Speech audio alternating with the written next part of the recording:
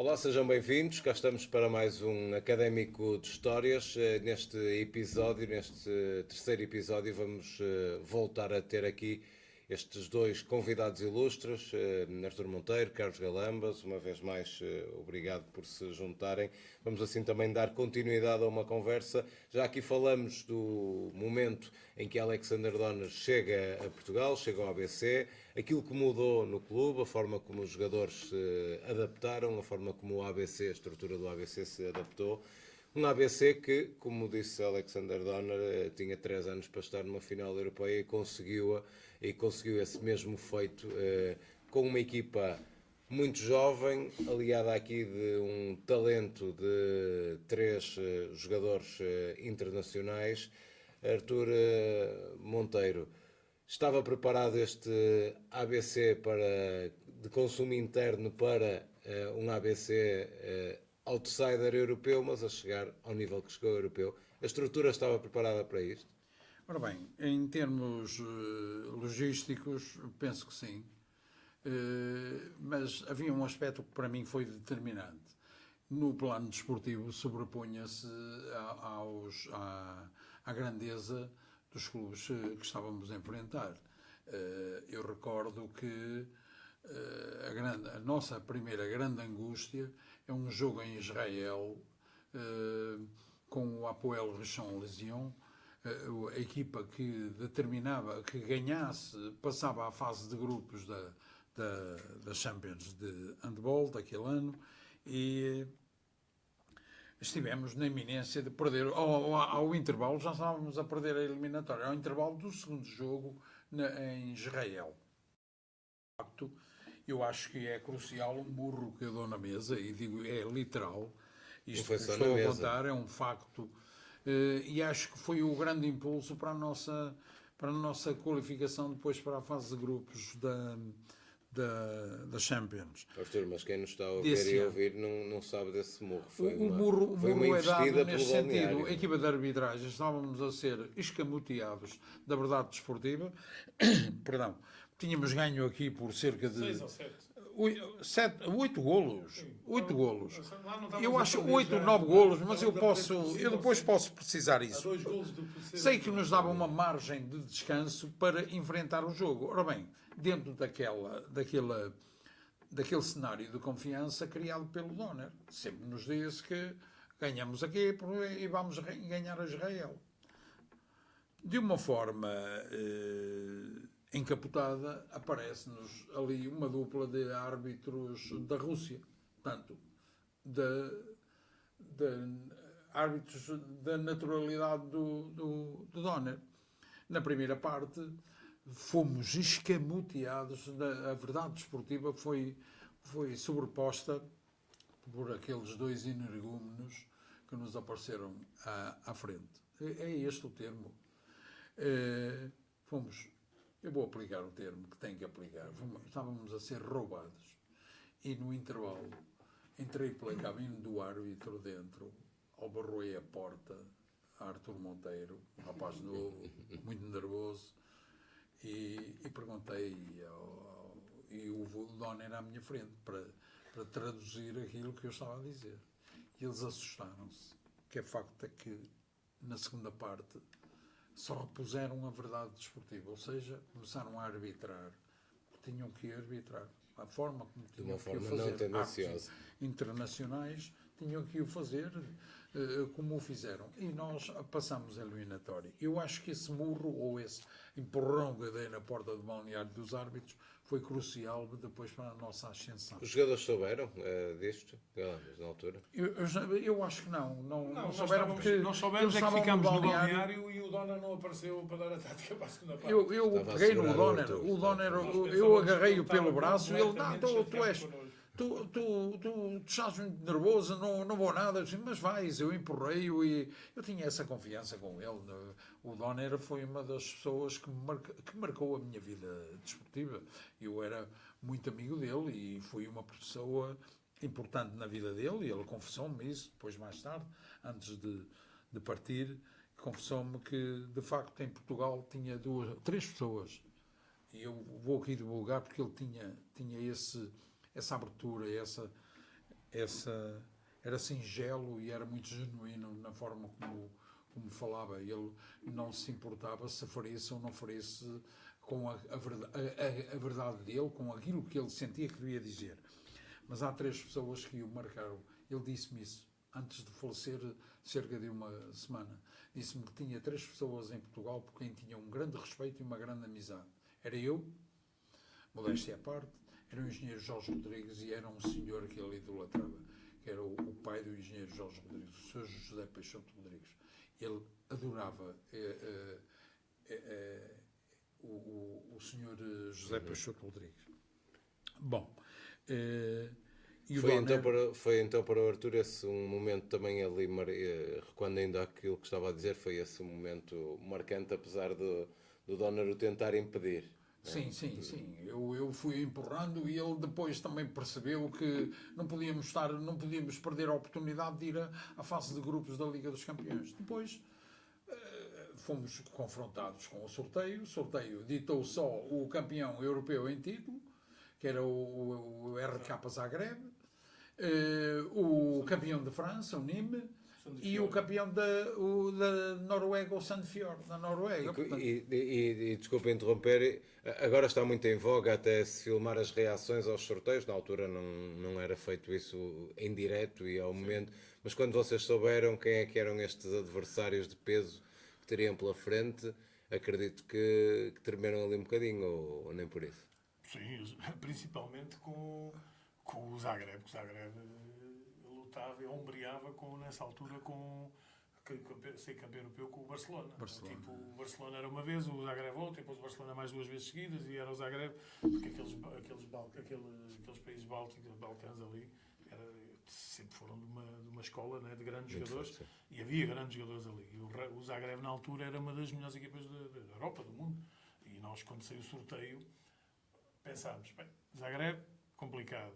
Sandefjord, podemos ombrear, pelo menos não vamos ficar em últimos. Isto os jogadores, a gente a falar. E depois com o Nîmes. O Nîmes, pronto, era uma equipa francesa, também recheada com jogador, era o Latour, na altura, o melhor lateral esquerdo francês. Tinha o lateral direito, que era o lateral direito croata, que jogava muito bem, tinha um braço esquerdo. O Careca. Em que o Morgado tinha muita dificuldade em defender bolas dele, porque a gente amarrava-lhe o braço e ele só com o pulso tinha uma grande força de pulso e conseguia rematar ainda a bola com muita velocidade. Pronto, foi ali e nós olhámos, e o Donner sempre confiante, e disse, nós vamos, e o que é certo é que no primeiro jogo vamos à Noruega e levámos 10. Nós abrimos a fase de grupos, o primeiro jogo foi Sandefjord ABC e o outro jogo foi Zagreb Nîmes. E nós levámos 10. Ora, todas as outras equipas, o que é que olharam? Pensaram, a equipa dos portugueses vai ser o bom da festa. E nós, a segundo jogo, por acaso calhou, logo jogo lá, jogo cá. Ou seja, Sandefjord... Era a mudança. Sim, novamente com eles, mas cá. Por acaso calhou assim o grupo... O sorteio. O sorteio e fizemos jogo lá, jogo cá, depois fomos ao Sandefjord, fomos ao Nîmes, e depois apanhámos o Zagreb em casa, e depois é que fomos a Nîmes, empatámos, e tínhamos que ganhar no Zagreb. Em Zagreb. Tínhamos que ganhar em Zagreb. E foi...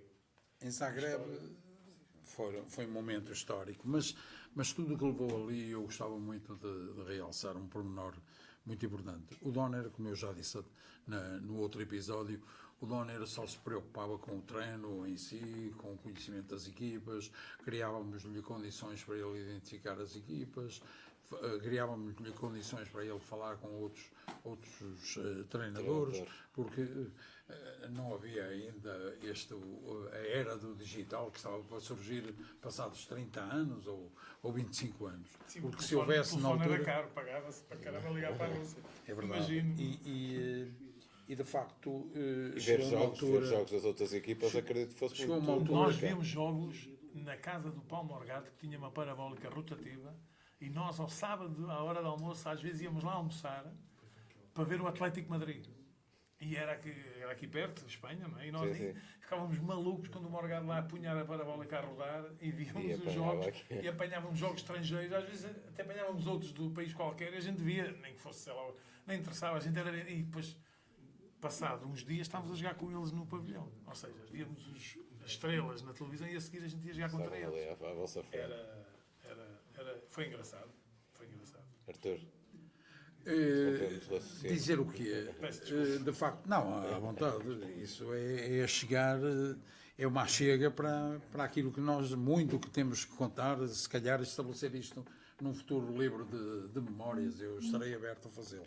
Está lançado, Mas o resto. dizer-vos o quê? Houve também uma pessoa muito importante, e eu rendo-lhe aqui, eu acho que o que me leva nesta linha de pensamento e nesta rota de agradecimentos, já falei de duas pessoas muito importantes no clube e falo noutra que foi preponderante, de facto foi um senhor, na forma como lidou com as nossas dificuldades na altura. O ABC, o presidente na altura já tinha posto muito dinheiro do seu bolso, desculpando a expressão, José Manuel Vieira, e depois veio uma pessoa que veio em nosso socorro, foi o seu presidente da Federação de Handball, o senhor Luís Santos, um senhor de facto facilitou a nossa tarefa. Também percebeu, porque ele sempre foi uma pessoa muito inteligente, e percebeu que de facto, investindo no clube, o clube que melhor representava o handball português, investindo nesse clube, que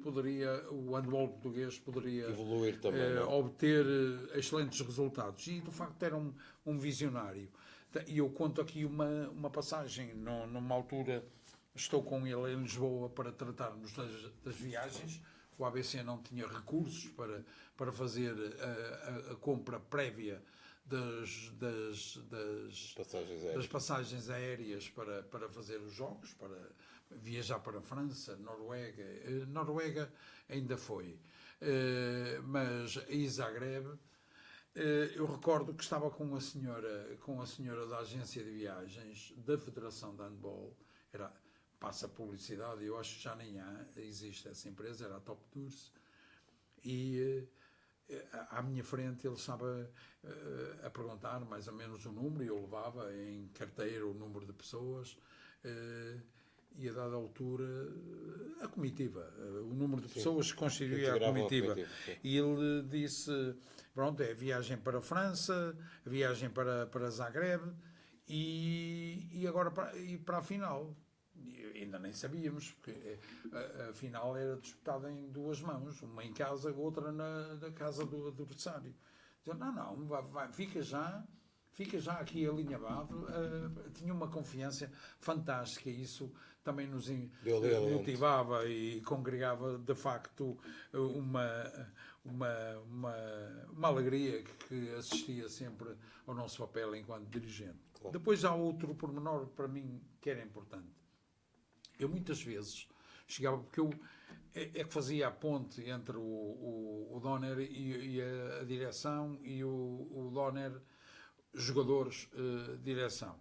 E o primeiro aglutinador da informação, ou da exigência, ou da necessidade que emergisse do seio da equipa, eu repercutia depois, falava com as pessoas, mas trocava sempre impressões com o Donner e perguntava-lhe, isto a propósito do tributo que acho que ele merecia que lhe fosse prestado. Eu às vezes comentava e os árbitros, porque nós conhecíamos os árbitros que nos apareciam pela frente, porque íamos na pré-temporada, íamos sempre ao torneio, um grande torneio que o Galamba já mencionou, o torneio Jorge Marrane em França, e encontrávamos esses árbitros que depois nos apareciam nas eliminatórias. E era giro, porque ele sabia ao pormenor como é que a tendência desses árbitros, a forma como eles atuavam quando havia uma defesa mais baixa, uma defesa mais agressiva, e ele também conseguia adaptar a equipa a essas circunstâncias.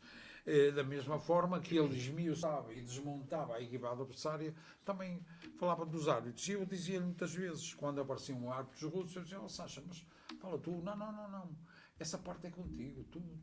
E eu, de facto, aprendi, digo isto com muita sinceridade.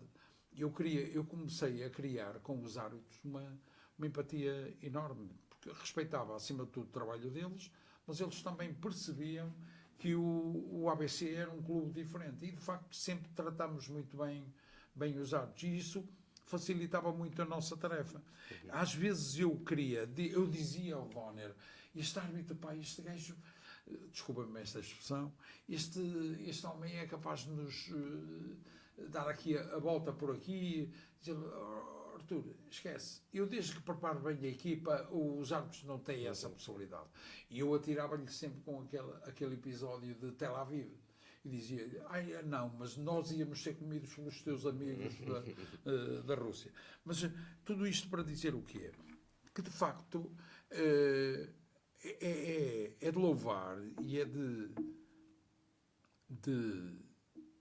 demonstrar que o Alexander Donner nunca culpabilizou um árbitro, nunca empurrou para um árbitro a responsabilidade. Ele sempre assumiu com ele essa responsabilidade. Essa autoconfiança, o estímulo que ele incutia nestes jogadores.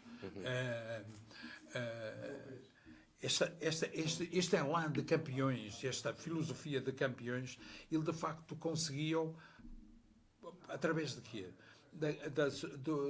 Da componente da inteligência que ele colocava na preparação da equipa, na confiança que ele demonstrava, que incutia nos jogadores, e estes rapazes jovens conseguiam, de facto, trazer para Portugal o momento mais histórico, indelével, o momento que marca, de facto, uma mudança no handball português. E foram eles, a geração do Carlos Galambas, Vítor Tchikolaev, Bolotsky, Paulo Morgado, Almeida, Paulo Faria, são esses que marcam, de facto, a grande mudança no handball português, dá-se, de facto, nessa altura.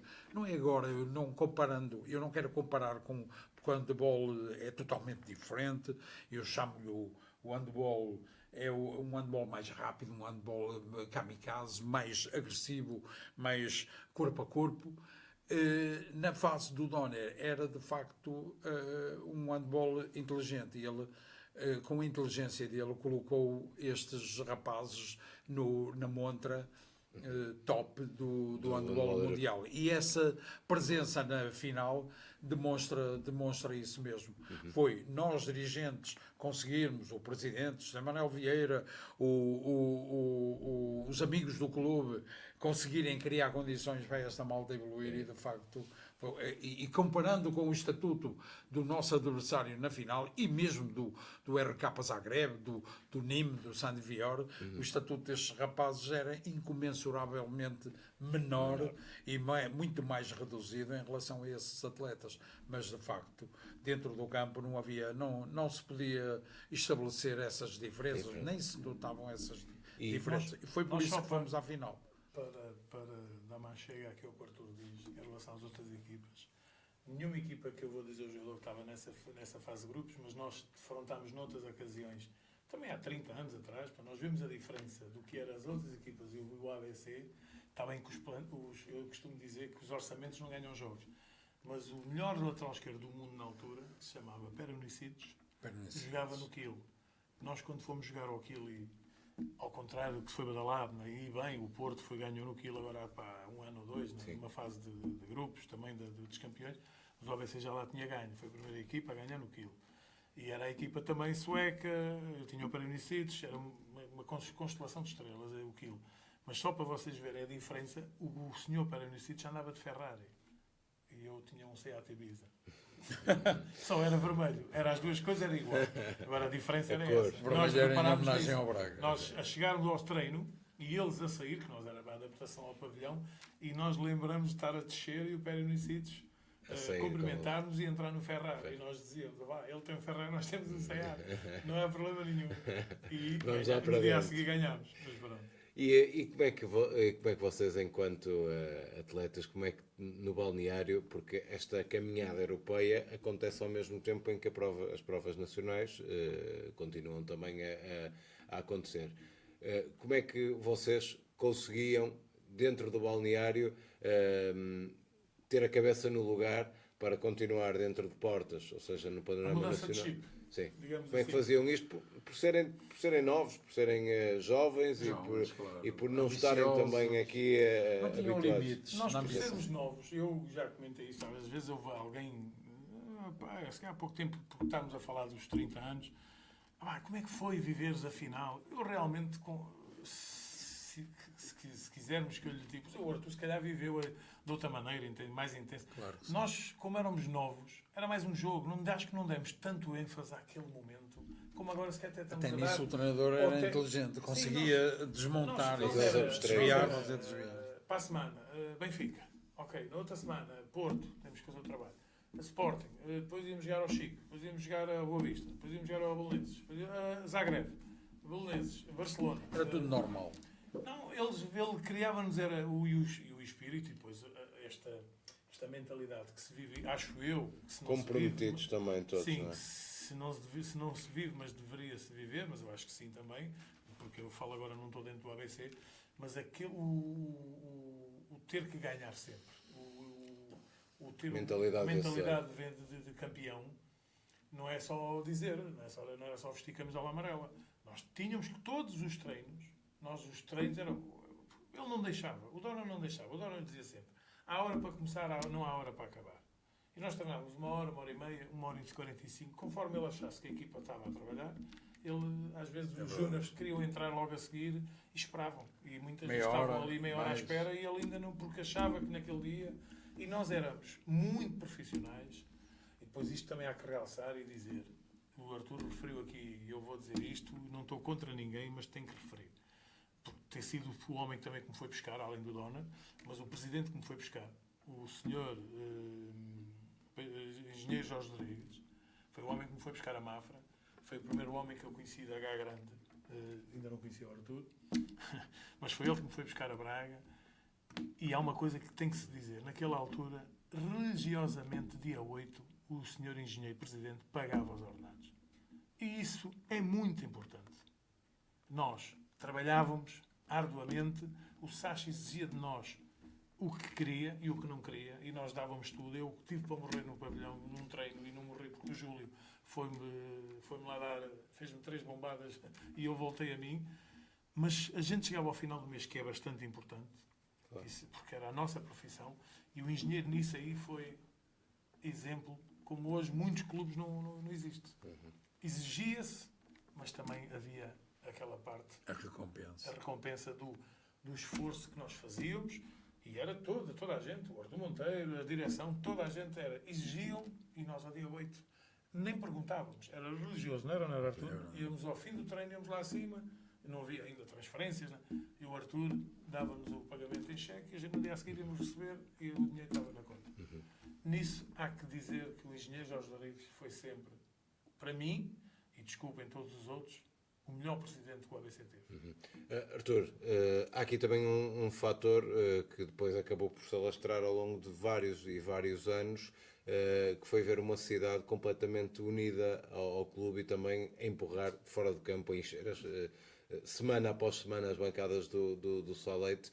Era também um trabalho pensado da vossa parte, ou isto foi resultado dos bons resultados que foram aparecendo também, e ter aqui uma cidade a caminhar ao lado do clube foi importante? No plano político, desportivo e desportivo, eu penso que todos os protocolos que eram estabelecidos entre a autarquia e o ABC eram feitos nesta base, no tempo do Presidente da Câmara, à altura, sempre na base daquilo que o ABC merecia, que lhe fosse atribuído. Agora, se formos perguntar, e isto é com grande mágoa que digo isto, eu adorava ser o responsável pelo desporto na nossa cidade de Braga, porque a primeira coisa que eu fazia era logo cumprir com as obrigações de índole moral, cívica, daquilo que o ABC representou, daquilo que ainda representa e, acima de tudo, do seu papel de substituto do papel fundamental que uma autarquia tem. É criar condições para que os jovens pratiquem desporto. E o ABC substituiu em muito. E tudo que a Câmara apoiava o ABC fazia sempre nessa simbiose, nessa articulação. É que o ABC substituiu a autarquia, substituiu as escolas no seu plano desportivo. na formação integral dos atletas. Estes atletas, grande parte deles, ou 98% deles, eu tenho essa confiança e essa segurança para o dizer e afirmar, esses atletas também, a par da alta competição que desenvolviam, também se formaram como estudantes, eram excelentes estudantes, uma licenciatura que demorava no pré-Bolonha 5 anos, podiam-na fazer em 6 anos, o que é facto é que hoje temos, para além, e isso é que me agrada sobremaneira recordar o percurso desta malta. É um percurso desportivo e depois há o percurso estudantil e profissional. E de facto, a grande parte deles é essa a minha. E nós reunimos-nos muitas vezes em jantares e trocamos essas impressões. Mas todos eles são dos senhores. Portanto, o ABC tinha um papel fundamental. Não foi só no plano desportivo, mas também no plano social e na construção cívica dos seus atletas, conseguiu preparar grandes homens para a vida. E isto não tem preço. E de facto não teve reconhecimento. E o ABC devia ser um clube que devia ser reconhecido da cidade. Foi badalado o nome da cidade de Braga por 7 cantos do mundo, porque existia o ABC também e nunca foi reconhecido. Bastava um simples ato, uma atitude, e nunca ninguém pensou nisto. Nenhum político pensou na minha cidade.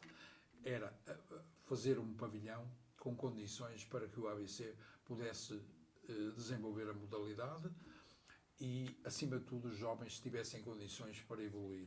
Porque nós sabemos muito bem que hoje a era do digital escamoteia o crescimento das crianças e dos alunos e dos jovens. A era do digital é prejudicial à construção moral e cívica dos cidadãos, dos jovens, das crianças. E o desporto substitui em todas as áreas esse papel. E, de facto, é dizer e lamentar profundamente que o ABC de Braga nunca foi reconhecido como tal. Tem um chorrilho de promessas fantástico. Tem uma panóplia de promessas, tem uma bíblia de promessas. Aquilo que nós lhe quisermos imputar ou dizer de promessas de que, sim senhor, hoje, este ano é que vai ser. Mas esse ano nunca aparece. Carlos Galambas, e entrando já aqui nesta reta final da conversa, até esta final, e inclusivamente na final, algum momento que recordes que tenha sido importante nesta jornada, ou que acho que tenha sido fundamental para ti, enquanto atleta, e também no seio da equipa, do balneário? Assim, de repente... Todo o percurso até à final foi importante. Não é? Agora, como eu disse há bocado, naquela altura eu tinha 21 anos. Hoje em dia, um jovem de 21 anos jogar uma final da Liga dos Campeões, pouco deverá existir. Mesmo a nível de agora, neste momento, o atual handball mundial. E nós acho que não vivemos... Foi tudo tão natural. Depois de passar, nós nem tivemos a noção do que fizemos. E naquele ato, nós estávamos tão convencidos que iríamos e que poderíamos ganhar e que tínhamos handball suficiente para o fazer, que nós jogámos naturalmente a final de uma Liga dos Campeões Europeus. Hoje em dia vejo o vídeo e vejo se calhar muitos erros que fizemos, é lógico agora, mas também o handball era diferente, era mais tático, mais inteligente. Era mais escamoteado, era procurar o lugar certo para atacar e para poder entrar. Hoje em dia nós vemos jogadores arrematados 15, 16 metros com uma grande facilidade. Eu às vezes pergunto a colegas que ainda jogam se a bola é do mesmo tamanho, se é do mesmo peso, e a bola ainda é. Agora, que é feita com o mesmo material, sim. Mas eu não percebo como é que eles, não sei, os miúdos de hoje ou comem diferente, não sei. O que é certo é que naquela altura passou tudo tão depressa e nós estamos aqui a falar passar 30 anos.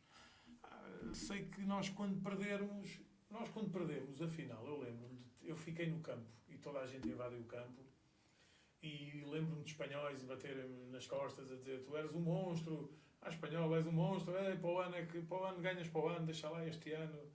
E lembro-me de ver a equipa levantar a taça do Teca. Não é que o ABC não é falta de respeito nenhum, mas aquilo na altura invadiram o campo e até mesmo para ter mais cuidado alguns jogadores recolheram Eu, como era miúdo, olha, se calhar nem sabia se estava sujeito a levar algum caldo ou não, mas o que é certo é que andei lá até a taça ser levantada e depois recolhi ao balneário, tristes, como se tivesse perdido com o Porto, o Benfica ou com o Sporting.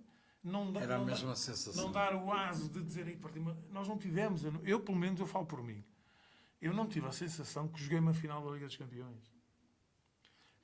Porque ok, não ganhámos, agora ficou no currículo, ficou na história, e isso ninguém nos tira e ninguém tira este momento da nossa vida e do nosso percurso desportivo.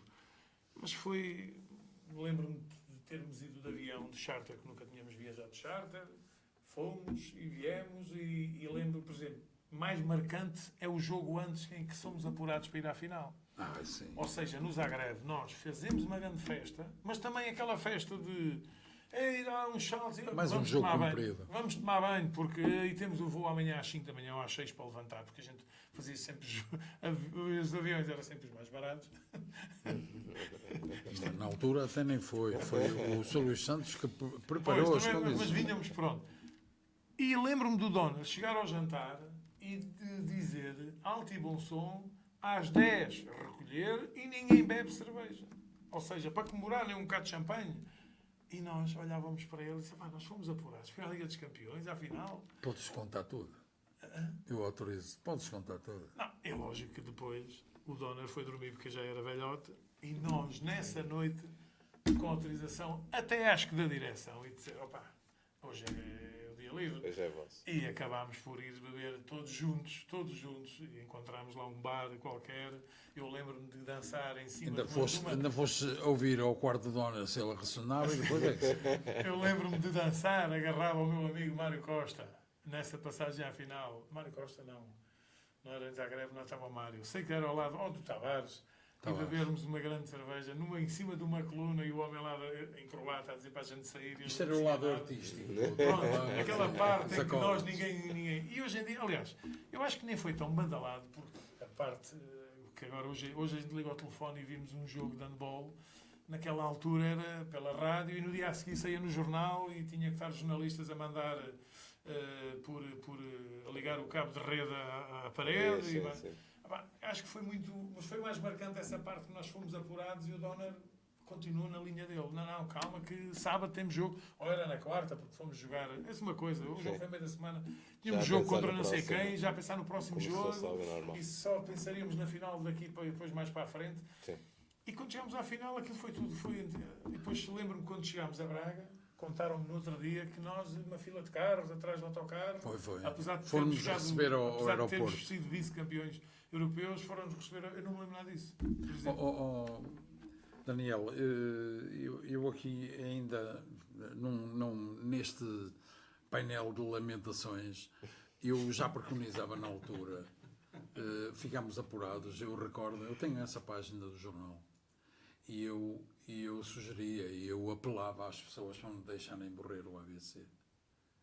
E o que é facto, e disse ao meu filho, ao Arturo, meu filho mais velho, disse-lhe na altura, ele teria 12 anos, 13 anos, e disse-lhe, isto que o ABC fez, este feito, fica ligado à história, e nem nos próximos 30 ou 40 anos, o que é facto é que já passaram 30 anos e nunca mais.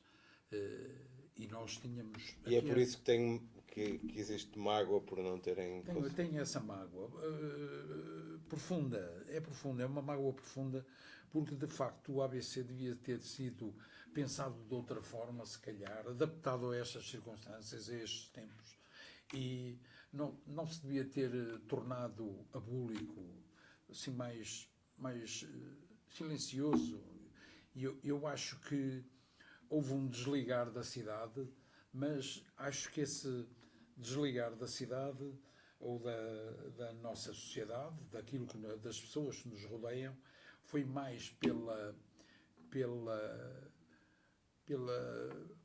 desligar, pela apatia que depois foi criada e não se soube, no fundo, aproveitar aquele resultado estrondoso, histórico do handball português. Foi pena, porque eu recordo-me disto, e foi o professor António Cunha, o precursor desse espírito. Nós éramos um clube, e somos um clube de monomodalidade, portanto, handball. Havia aqui perto um clube fantástico de hóquei patins, o Hóquei de Barcelos. Havia em Alvarense no basquetebol e Oliveirense. Portanto, clubes pequenos, mas que continuaram. Hoje, por exemplo, no hóquei patins, o Hóquei de Barcelos continua com esse elan e o ABC deixou de lutar. Eu sei que o futebol também tira muito protagonismo àqueles que têm aquela filosofia de escola, como tinha e tem o ABC. É inquestionável. Isto é que não é pela boa vontade das pessoas que lá estão neste momento, por quem tenho a maior admiração e o maior respeito, fazem tudo para criar condições aos atletas atuais, mas sim mais para os responsáveis políticos, que de facto não deviam viver de promessas, e já lá vão 30 anos de promessas, e o ABC continua nessa letargia. Isso é que eu lamento. Uhum. Só mesmo para fechar, já aqui falaram, mas é importante também reforçar essa ideia que vocês aqui deixaram, não só ou dizê-lo de outra forma, no handball em Portugal há um pré-donor e um pós-donor definitivamente. Sem dúvida, sem dúvida. Sim. É inquestionável. Sim. Há que referir isto. O donor chegou a Portugal por via ABC. O donor representa Benfica, Madeira SAD, Gilianes. E em todos foi campeão. Logo aí está tudo dito. Da capacidade dele. E Gilianes era feminino. Ou seja, o Benfica não é campeão desde o último campeonato que o Donor ganhou e o Donor já morreu. O que é que eu quero dizer com isto? O Donor foi, já vou-me repetir, foi uma mudança de paradigma do handball português e ainda hoje se bebe da era Donor. E não me venham tentar enganar e dizer que não, e com histórias. Eu vejo muitos jogos, não estou a dizer que são todos, e não é só o Donor que se vive agora, não. Mas há muita equipa que ainda bebe de jogadores que passaram no ABC desse tempo, dessa escola e dessa aprendizagem que tiveram dessa época. E eu falo por mim. Quando eu abandono o ABC aos 30 anos, 32 aliás, eu abandono o ABC e vou jogar para o Madeira SAD, e eu pensei na altura quando saí, disse, eu sempre joguei no ABC, eu não sei jogar se calhar noutros clubes. A maneira de jogar, o pensamento, o querer ganhar, só eu podia esbarrar mas não, tive a sorte de ir para um clube também que tinha esse pensamento, que querer ganhar, por isso é que investiram na altura, foram buscar o Yuri, o Carlos Galama, já lá estava o Carlos Carneiro, estava lá o Mário Costa, foram depois posteriormente buscar o Vladimir Balowski na mesma, com alguma idade, mas ainda fomos vice-campeões nacionais, ainda fomos eliminar o Benfica numa meia-final, na altura era play-off, e eu falo por mim, e por isso eu estou aqui eu e dou a cara, pelo menos falo por mim, eu quando saí do ABC, eu sentia que quando a gente sai de casa dos pais e dizer assim, estou preparado para enfrentar a vida. E eu no handball, eu estava preparado para ir jogar para qualquer clube do mundo. Porque tinha levado a bagagem toda, a aprendizagem, tudo. Eu adaptava-me a jogar com passo picado, passo por cima, jogar com o Rezende, jogar com o Eduardo Filipe, jogar com o Vladimir Balowski, com o Chico Leve, com o Yuri Kostevski, eu com o Carneiro. Eu estive na Universidade do Desporto, digamos assim, e foram 15 anos, mas aquilo que eu aprendi, a minha passagem pelo ABC, eu fui nitidamente preparado para fazer. Ainda joguei 7 anos na Madeira e depois ainda joguei mais um ano e meio no Sporting. Sem problema nenhum, eu só deixei de jogar porque já não me sentia fisicamente apto. Porque eu aos 38, se não tivesse os problemas que tive e que os enfrentei de frente e que disse às pessoas, e quando eu decidi dar o término da minha carreira foi por causa disso, eu ainda tinha jogado mais. Porque o que eu aprendi, a minha bagagem foi tanta, bebi tanto da minha passagem no ABC, que eu conseguia continuar a jogar, não se calhar ao nível dos 3 primeiros, mas jogava. Se eu quisesse ainda jogar, jogava. Ainda tive convites, mas eu decidi. Mas isto para dizer o quê? Foi aquele homem que mudou a mentalidade, a maneira de treinar. Hoje em dia, logicamente, o estilo de treino dele não era compatível com hoje em dia, é verdade. Sim, mas ele adaptava. Sim, Desculpa mas lá, ele conseguia certamente se modificar. adaptava. Ele foi para o Benfica, adaptou. Claro, Foi para o Gilienses, adaptou. Foi Claro. para o Benfica, foi para o Madeira Sá, também foi Era campeão. uma das componentes da inteligência dele era Ele era modificar adaptar-se. Por exemplo, ele não deixava de devido beber às água. circunstâncias. Quando eu cá cheguei, a gente treinava na rodovia antiga, que não está tão bonita como está agora, e aquilo era, ao meio-dia e meia, era um calor enorme e a gente não podia beber água durante 1h30. Claro. Hoje em dia ele certamente teria que perceber, e até os médicos lhe diriam, oh, dona, hoje já não se pode. Não faz sentido. Eu acho que ele se iria adaptando. Oh, Ele foi Galamas, nitidamente a mudança de tudo. Antes, o pós, como é que você disse? O pré. pré-dona. Pré-dona e o E pós-dona. pós-dona. Ele foi ele a A diferença mudar. é abismal. E ainda só mesmo para atalho de foice, pelo reconhecimento do papel do Donner e da importância do Donner no nosso clube, nem o ABC de Braga na altura, e digo isto com toda a autoridade moral, em jeito crítico, o homem acabou por sair da nossa cidade, do nosso clube, de uma forma muito agreste, muito irreconhecível da parte de algumas pessoas.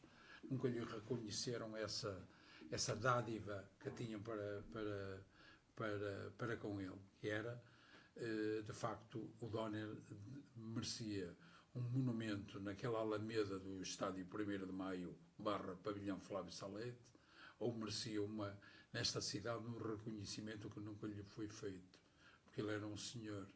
E começou nos próprios dirigentes do ABC, que o deixaram sair de uma forma muito desgarrada, muito despersonalizada do contributo que ele teve em relação ao ABC.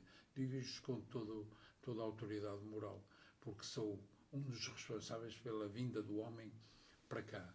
Foi a tal aposta no escuro.